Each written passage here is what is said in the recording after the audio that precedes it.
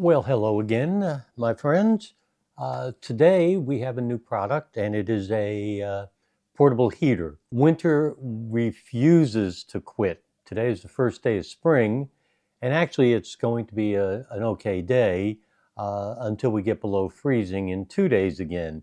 Anyway, I have a TV room in the basement that requires a space heater to kind of keep the temperature, maintain the temperature comfortable when we're downstairs in the evening in the basement watch. I have purchased this new heater from Amazon, and it arrived this morning.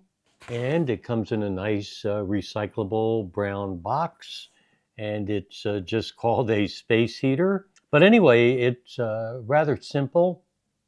It's a 1500 watt heater, and I think that's the maximum actually you can get. And I'll show you some of the controls and kind of let you watch me get it set up. And for any of you that have followed me, this works on Home Assistant. I think everything I see tells me it works on Home Assistant. That is something I wanted, the ability to control it remotely, whether I'm simply upstairs or in another location. So I've opened it and give you an idea of the size. It is so light. I mean, it's just so light. Anyway, this is the size of it, and we'll see downstairs. I'll test it with you so you can take a look. On the top, there's what appear to be some haptic buttons. And those buttons are, of course, there's a power button.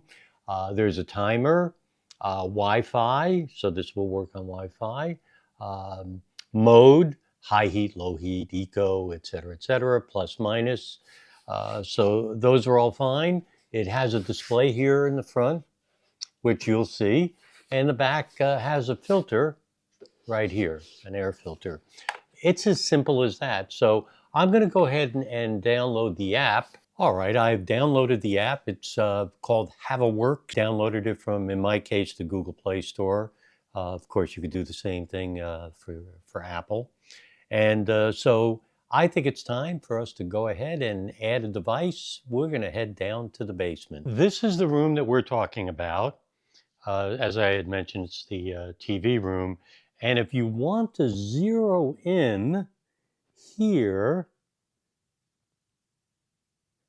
I have the heaters side by side so you could see. Let me get closer for you. The new heater is on the left versus the old heater on the right. So there's a significant size difference. Will that matter? Well, we're going to find out. Let's begin. So here is the app, and I am going to tap Add a Device. There we go. So the app just wants a couple of permissions for Bluetooth and location. I'm going to give it, and now for Add Device, it says Add Manually. So it gives me one option actually to add a heater. I have added the heater. I powered the heater on, and I have turned on the power. Searching for nearby devices, make sure your device has entered pairing mode. I guess I better check that. Now it says it's connecting and put in the Wi-Fi info. All right, it says that it is being added. I'm sorry for the look back here that you could see of the screen. One device added successfully. So I did click done. Current temp, 63 degrees. That is about right, by the way. Right now, it's simply checking to make sure we're connected to the network, and we are. And you see it says good. So I have my heater all set up. It's been working a couple days, and it so far it works really good. Now, if you wanted to put it onto Home Assistant, there's a couple things. So let me open this up. Then there's another step that you have to do, and there's a change that you have to make. So let me just show you what that is. So you may remember I used the app for the heater company, which was HavaWorks, and It shows now no devices. So what could that possibly be? Well, let me show you. What happened was I needed to open up an account on something called Smart Life, which is right here.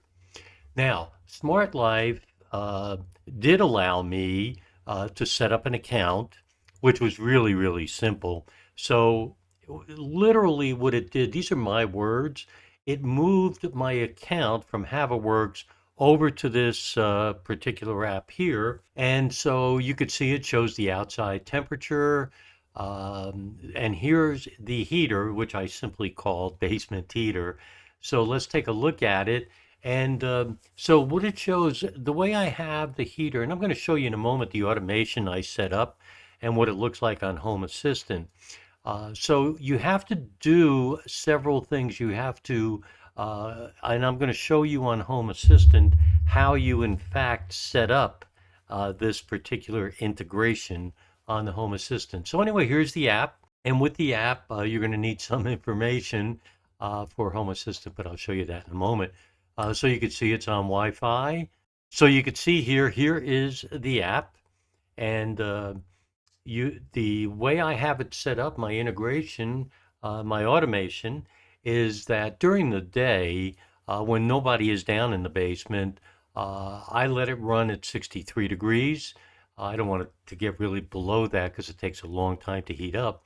And currently it shows that it is 66, and then automatically at 4:15, what'll happen is it'll tell it to please raise the temperature to 70, and that's what it does. So I'll show you the automation and everything. So you need to put this app on.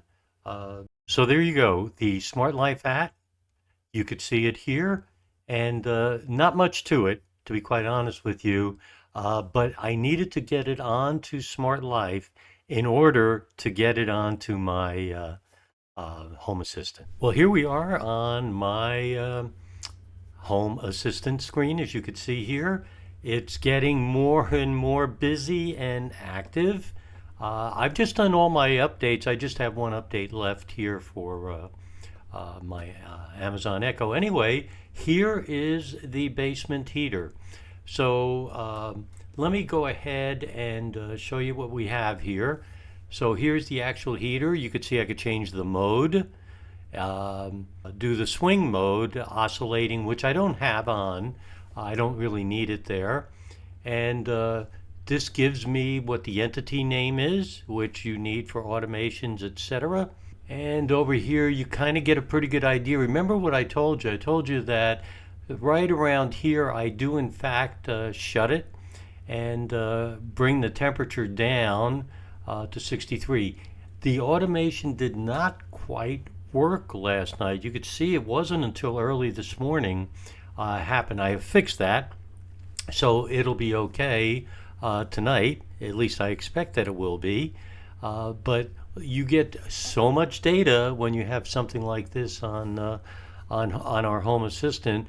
So you could see here target temperature, heating, current temperature. So kind of shows you what the temperature is downstairs, etc.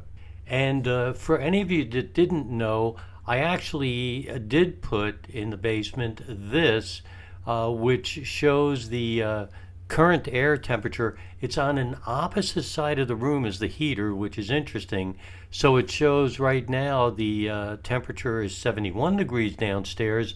However, the heater itself is at 65. Now that's against an outside wall. So anyway, I'm going to get all this in sync and get these two things closer together. So again, I keep adding more and more items. I have all of my IKEA items working again, which is new for me, by the way. And I'm also measuring the batteries on all my items. So let me see if I could show you that. Here's the battery status. We're going to find out if it's accurate. I think it is. But you could see my motion sensors, that temperature device I just showed you, motion. I have a leak detector from IKEA that did not work for 2 months. It's working now. I did just update to Matter 8.3, and after that, I waited a day and it worked. So anyway, here you go, my home assistant screen, and you could see exactly where we are. I could change this and say bring it to 62 at night or whatever I want to do. But again, this is makes it nice and easy for me. I have everything that I need for that particular heater, and I have Nabu-Casa, so I could run this remotely. So the heater's all set up. It's working. In the link, I'll put what the name of the heater is, the brand. I did buy it from Amazon. I think it was $42. It was on sale. Regular price was around $55, $56. Early on, looks like a good deal. Again, early on, it's only been several days. So anyway, thank you for watching. I hope you enjoyed this.